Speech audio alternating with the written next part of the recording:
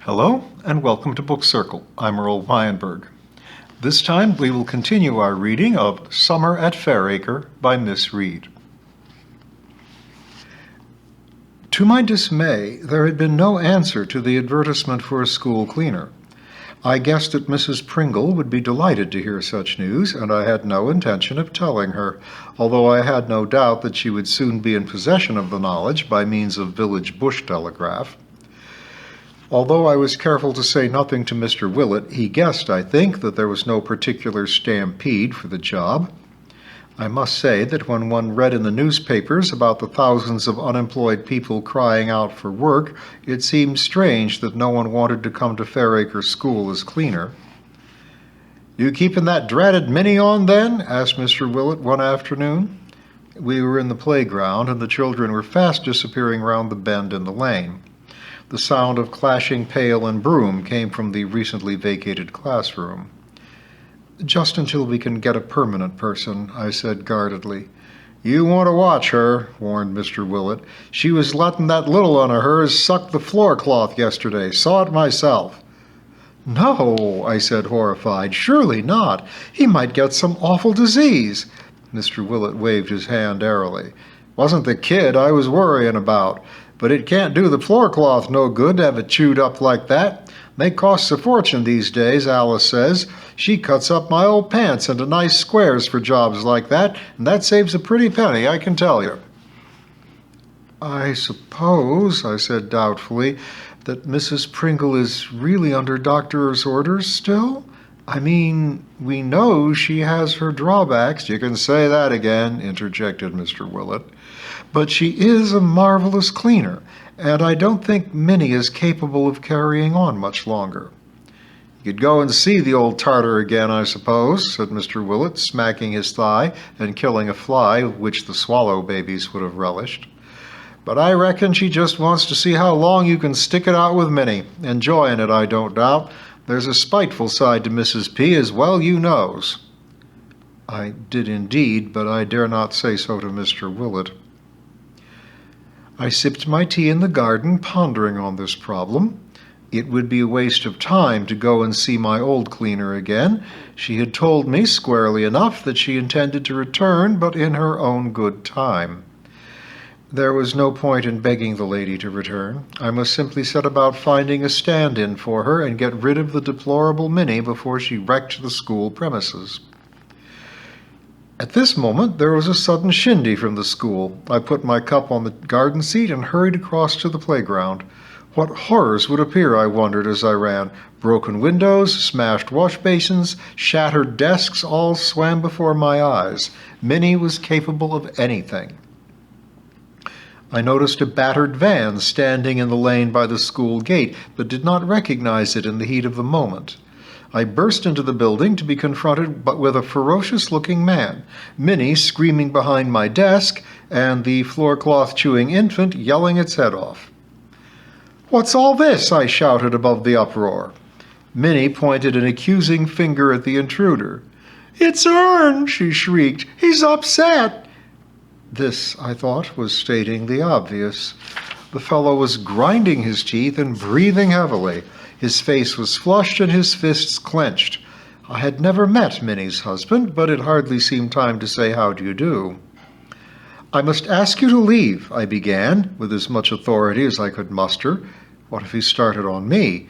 I began to wish I had taken karate lessons at Caxley Technical College. "This is school property, and Minnie is at her duties," I went on. He turned on me menacingly. "You shut your mouth. She's been at her duties all right, and with that flamin' Bert of hers. She's coming home with me. I'll sort her out without your help." Surprisingly, I was not frightened. I suppose it was because I was so furious with this intrusion. "Minnie will stay here until 5:30, I told him, standing my ground. "I advise you to go home, or I shall send for the police at once. I won't have brawling in my school." He let out a string of interesting expletives, many of them new to me, but to my relief he made for the door. "I'll be waiting for you," he said ominously to the cowering Minnie, and then strode off. The toddler was still emitting head-splitting yells, and I made for the sweet tin before coping with Minnie. A large pear drop successfully gagged the child, although it seemed a dangerous object to put into any child's mouth in the circumstances. However, better asphyxiation than pandemonium. I settled the upturned buckets to rights. "Now, Minnie," I said, "sit down and tell me all about it." It appeared, from the disjointed account that the tearful Minnie embarked upon, that Bert, her old admirer, had been visiting her in Ern's absence. "I don't get no fun," wailed Minnie, wiping her moist nose on the back of her hand. I went again to the cupboard and supplied a handful of tissues. Minnie looked at them wonderingly. "Wipe your nose with them," I directed. She obeyed in a sketchy fashion before continuing with her narration. "Ern don't take me out, never, nor gives me enough to buy the kids food and that. He'd have the bit I earns here if he could find it." Here she gave a damp giggle, tugged at her neckline, and bent down to display a couple of pound notes pinned inside a grubby vest with an enormous safety pin. It looked mightily uncomfortable, I thought, but at least it showed that Minnie had a certain resourceful cunning. "Auntie told me to do it," she went on, scratching her mop of red hair. I might have known it. Trust Mrs. Pringle to be one jump ahead in any conflict, as I knew from experience. "But, Minnie, you can't go on like this. He is your husband, after all, and he's bound to be, upset if you carry on with other men." She looked at me in amazement. "It ain't other men, only Bert. And he don't come often. I mean, only when Ern's out." I gave up and turned my attention to matters other than Minnie's marital affairs. "The point is that I can't have this sort of thing going on in the school. What if the children had been here? Ern's language alone was— He didn't say nothing real bad. Not today, didn't. He can say a lot worse than that," she added boastfully. "Well, all I can say, Minnie, is finish your work here and then come over to the schoolhouse before you go, and we must get something settled." I looked down the lane as I went home, and sure enough, Ern's van was still lurking a little further down. To ring the police or not, I wondered. Minnie arrived, toddler in tow, 20 minutes late, and I sat her down at the kitchen table with a restorative cup of tea. While she drank it, I washed the child's face and hands with a J-cloth, which went straight into the dustbin. "He's not a bad-looking little boy under the grime." "He's still there," said Minnie. "I know. I'll run you home." "He'll come after me." "Well, it is his home, too."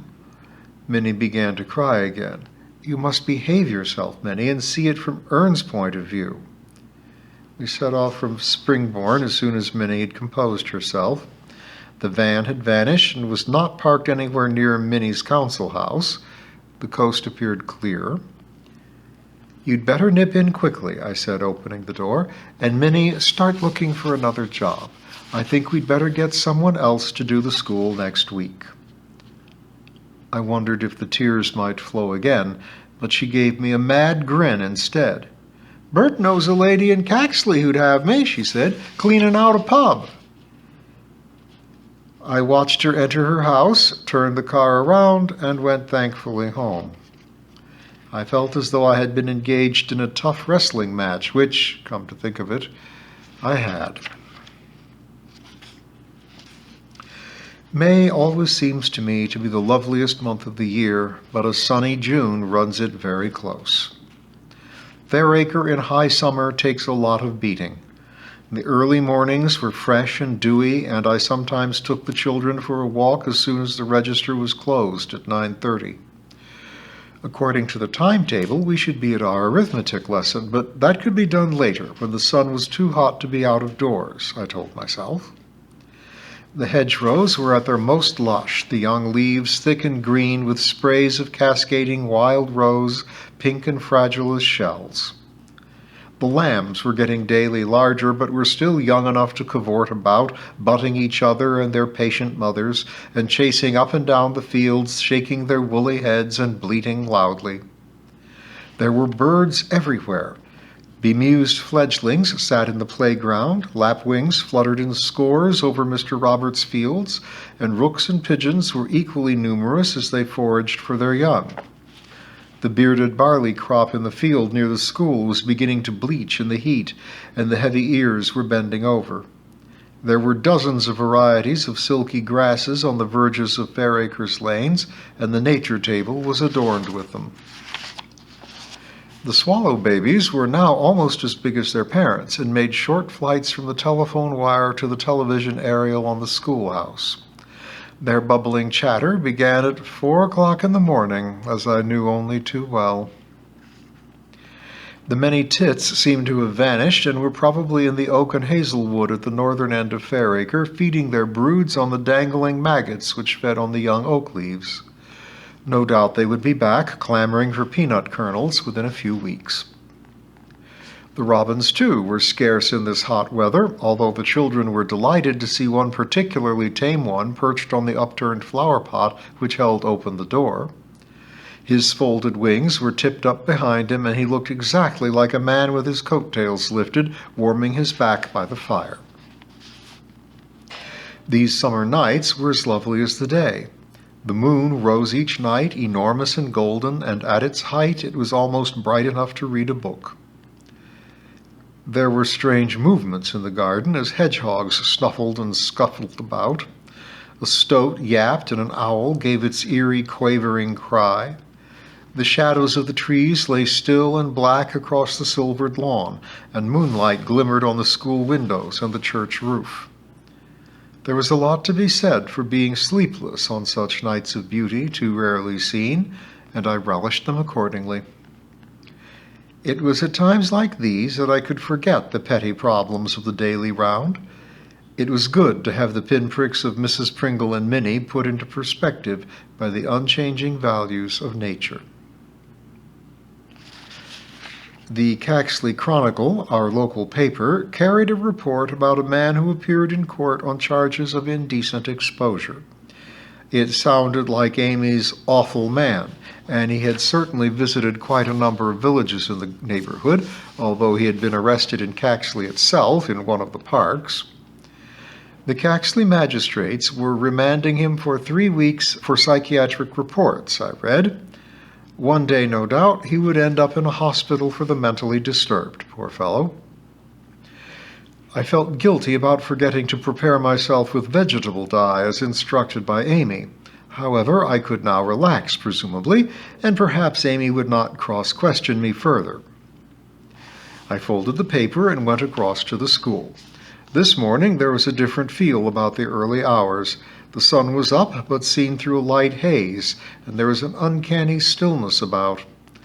Already it was oppressively hot, and the open windows admitted no refreshing flow of air. "Well, that's the end of summer," said Mr. Willett flatly when he arrived. "Thunder before night, you mark my words. Good thing, really." "Why? We can't have too much sunshine, surely." "See them water butts? Empty as eggshells. I see yours is splitting already. I give mine a splash of water now and again when old Ted Bates isn't on the prowl. Them slats shrink in the heat, see?" "Do you mean to say I shall lose all the rainwater as soon as it starts to pour?" "Quite likely, I should say," replied Mr. Willett cheerfully. "But on the other hand, you might be lucky and the cracks close up when the wet gets to 'em. They say the devil looks after his own." "Thanks," I said tartly. Mr. Willett chuckled. "Only my joke, Miss Reed. You're a bit phased with this cleaner business, I don't doubt. But thank heaven that Minnie Pringle finishes today. She's enough to set your teeth on edge, and no better than she should be with them 2 fellows she leads on. You was right to sack her."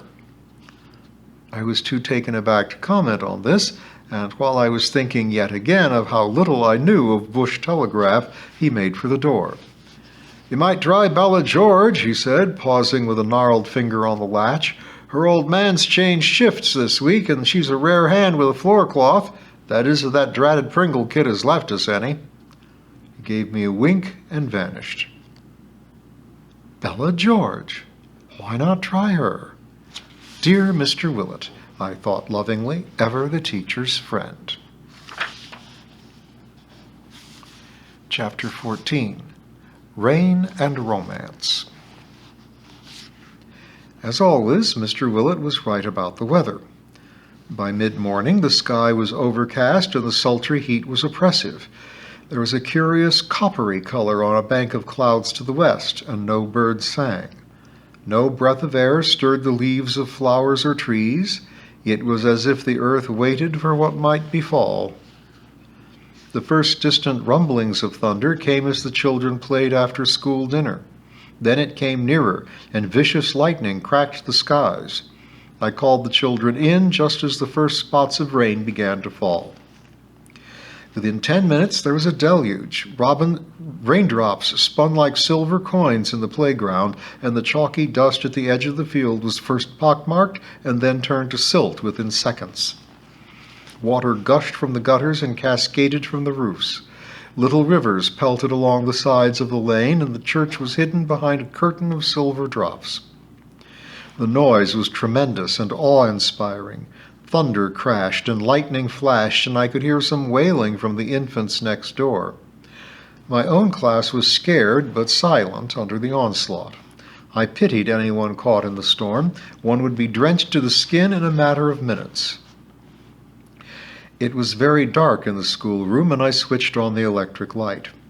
There was an almighty crackle, and all the lights went out, amidst groans of dismay from the children. Heads down, I said, and have a nap.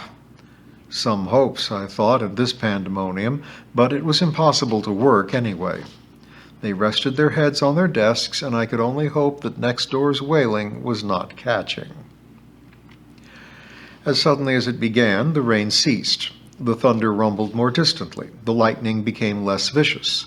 I let the children stay as they were and wondered if they had appreciated, as keenly as I had, the patter of the raindrops on summer leaves and the steady plop-plop from a nearby gutter. The scent of wet earth was refreshing. It made one realize how desperately thirsty the plants and small animals must have been in the long drought. Listening to the music of leaves drinking rain, as W.H. Davies put it, I remembered reading that the Chinese in ancient times planted large-leaved trees like the banana for the express purpose of hearing the pattering of rain upon them. The Chinese have always been wise enough to recognize that the minutiae of natural things can enrich life. We could learn a lot from them. The rain continued steadily, and by the time school was over, it was plain that Miss Briggs and I would have to do some ferrying home. Most of the children were clad in shorts and t-shirts or thin cotton frocks, the light clothing they had worn for the last brilliant weeks. A few mothers arrived, umbrellas up and children's mackintoshes over their arms. Their offspring were soon on their way. Mr. Roberts' Land Rover squelched to a halt by the gate, and he shouted an invitation to any children going near the post office. Half a dozen excitedly swarmed into his shelter. Miss Briggs took 2 children squashed together beside her, and I was left with the Coggs family. Minnie Pringle arrived as they climbed into my car. She was pushing the battered pram. Its inmate looked dry enough, but Minnie was running with water, and her red hair was in wet wisps on her forehead. This was, with any luck, the last stint of work she would do at the school, and although I felt relief at the thought, my heart smote me. "Minnie," I shouted from the car, "why don't you put your wet things in my kitchen and make yourself a cup of tea before you start?" "Oh, lovely! Ta ever so!" enthused Minnie, turning the pram and making for the schoolhouse. It was only when I was halfway to the Coggs' house that I began to wonder how much havoc Minnie could cause in making tea in my kitchen. Mrs. Coggs' back door opened directly into the kitchen, and I hustled the 3 children inside. At their mother's pressing invitation, I went in too. I have visited the house on several occasions and always left with relief, and yet a feeling of hopelessness. It must be the slummiest place in Fairacre, and the smell of unwashed clothes and dirty dishes can be appalling. I cannot pretend that it was a vision of order and delight on the present occasion, but there was certainly an improvement. For one thing, there was no overpowering stench. There were only a couple of used saucepans on the draining board, and they had been filled with water and were soaking. Most of the shabby chairs had newspapers or drying cloths spread on them, but the table was clear and even had a cloth on it. Mrs. Coggs herself seemed considerably cleaner and happier. No doubt the last few weeks of sunshine had added a tan to her usually pale face and improved her appearance, but to my mind she looked stronger altogether. Arthur's absence in prison had certainly improved his wife's health, and I suspected that kind Alice Willett and Bella George's assistance had helped the family enormously. At the thought of Bella George, I recalled Mr. Willett's advice. Now that I was so close, I would call at once, I decided. I said my farewells to the Coggs and hurried to see Bella. I found the lady in her kitchen, busy rolling out pastry. She looked as cheerful as ever and invited me to sit down as she washed her floury hands. "No, I'll call another time," I said. "You are too busy now." But I was overborne. "Pastry does better for standing a while," said Bella. "Can I help?" "I do hope so," I said sincerely, and told her of my difficulties. She looked thoughtful, and my hopes rose. "Well, I don't see why not," she said at last. "Jack's on this new shift for 6 weeks, which means he leaves here at 2 in the afternoon and sometimes doesn't get home at night. There's a couple of runs a week to East Anglia, and he stays overnight there. I could do what Minnie's doing now easily, but I wouldn't want to face the early morning cleaning." I hastily explained that that could be left until the permanent cleaner was appointed. I told her about wages and invited her to call in the next day or so to have a look at the work involved. If she kept Fairacre School even half as clean as her own immaculate establishment, we should be jolly lucky, I thought. "Any chance of Mrs. Pringle coming back?" she asked as we stood looking at the rain. "Not yet, I think. She knows the job is hers if she wants it, but I think we shall have to rely on kind folk like you in the meantime." "She did say to me," said Bella diffidently, "as though she wasn't going back to the job at all." "Oh, did she?" In that case, I thought I should have to think again about permanency. Maybe it was just the lady's way of rubbing salt into my wounds. Time alone would tell. I ran through the rain to my car and left Bella to cope with her pie-making. As the car swished through the puddles, I felt a surge of relief at the thought of Bella taking over from dear, demented Minnie. I must break the news to her now, I decided, and then have a much-needed cup of tea. That is, if Minnie had left me a teapot intact. I put my foot down and splashed home. There was a thick white mist over the countryside the next day, but by noon it had cleared and the sun shone again. It was a blissful Saturday, and I was at leisure to enjoy the refreshed garden. The lawn, recently so drab, had turned green overnight. Raindrops still sparkled on the roses, and the soil steamed gently. My water butts were brimming over, and I should have pleasure in telling Mr. Willett that they were as watertight as ever when he came on Monday morning. Minnie Pringle had accepted her wages and her notice with cheerful inconsequence, and was far more moved by my parting present of a jar of instant coffee. Amazingly, nothing had been damaged during my brief absence, and she had even spread out the tea-cloth to dry. I had said good-bye to her with infinite relief, and watched her pushing the broken-down pram through the puddles in the lane until the bend of the road hid her from sight, and I had returned indoors. Over my supper of scrambled eggs, I had pored over the television programs for the evening. I was offered a nice half-hour or so of heart surgery, in glorious Technicolor, no doubt, an interview with survivors from a pit disaster, a discussion by drug addicts about their problems, or another on the subject of abortions. "Well, Tibby," I said, putting aside the paper, "I think we'll play that old record of Jack Buchanan's and get on with the P.G. Wodehouse book from the library." All in all, we had a splendid evening. And we'll see what the next day brings next time.